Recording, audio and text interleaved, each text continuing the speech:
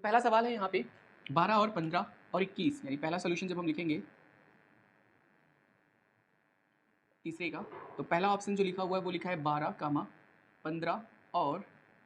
21, यानी कुल ये 3 संख्याएं दी गई हैं जिनका हमें अभाज्य गुणनखंडन करना है और अभाज्य गुणनखंडन की मदद से हमें उसका मासा और लासा निकालना है। ठीक है, तो चलिए देखिए सबसे पहले अभाज्य गुणनखंडन किस तरह से करना है। तो आप सबको पता है कि अभाज्य गुणनखंडन करने के लिए हमें संख्याओं को इस तरह से लिखना होता है, फिर 12 इस तरफ ऐसी संख्याएं लिखनी होती हैं जो कि एक अभाज्य संख्या है, और साथ ही साथ उन संख्याओं को लिखते हैं जिससे इधर लिखी हुई संख्याएं डिविजिबल यानी पूर्णतः विभाजित हो जाए। तो देखिए 12 2 से विभाजित होगा तो 2 6 के 12 होता है, फिर 2 3 6 होता है, फिर 3 3 से ही विभाजित होगा क्योंकि 3 स्वयं एक अभाज्य संख्या है। 15 3 से विभाजित होगा तो 3 5 15, 5 एक अभाज्य संख्या इसलिए 5 केवल 5 से ही विभाजित होगा। और फिर 21 जो है वो 3 से विभाजित होगा, 3 7 21, और फिर 7 एक अभाज्य संख्या है तो वो केवल 7 से विभाजित होगा, यानी 7 एकम 7। जब अभाज्य गुणनखंडन में लास्ट में 1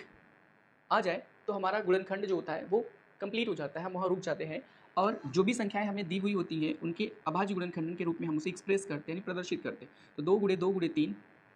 यहाँ देखिए आधार बराबर है, तो हमने आपको बताया था कि आधार बराबर होने पर घातें जुड़ती हैं, या फिर इस तरह से सुनिए कि आधार जब बराबर होता है तो उस समय हम समान आधार पर घात के रूप में उसे प्रदर्शित करते हैं, वो जितनी बार है। तो 2 बार है तो इसे हम लिखेंगे 2 की घात 2 गुणे 3।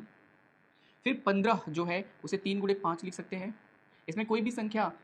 1 से ज़्यादा बार नहीं है इसलिए घातों का कोई मतलब नहीं होगा। 21 जो है वो 3 गुणे 7 के रूप में लिखा जा सकता है। अब आपको मैंने बताया था मासा और लासा निकालने की विधि, तो मासा और लासा निकालने के लिए आप करते क्या हैं, मासा निकालने के लिए क्या करते हैं कि जितनी भी संख्याएं हमें दी हुई हैं उनका अभाज्य गुणनखंडन करते हैं, और अभाज्य गुणनखंडन करने के उपरांत ये देखते हैं कि जितनी भी संख्याएं दी गई हैं उन संख्याओं में उभयनिष्ठ गुणनखंड कौन है। उभयनिष्ठ गुणनखंड पता करने के बाद हम उस उभयनिष्ठ गुणनखंड की जो सबसे छोटी घात होती है उसका गुणा करते हैं, गुणनफल ही मासा होता है। तो देखिए यहाँ पर 12, 15 और 21 इन तीनों संख्याओं में 3 ही एकमात्र ऐसी संख्या है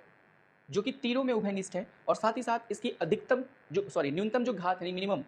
सबसे छोटी घात जो है वो 3 की घात 1 है, वही उसकी अधिकतम घात भी है, वही उसकी न्यूनतम घात भी है, क्योंकि 3 एक ही बार हर एक संख्याओं के गुणनखंड में प्राप्त हुआ है। तो इस तरह से मासा जो होगा वो हो जाएगा 3, क्योंकि 3 अकेला है।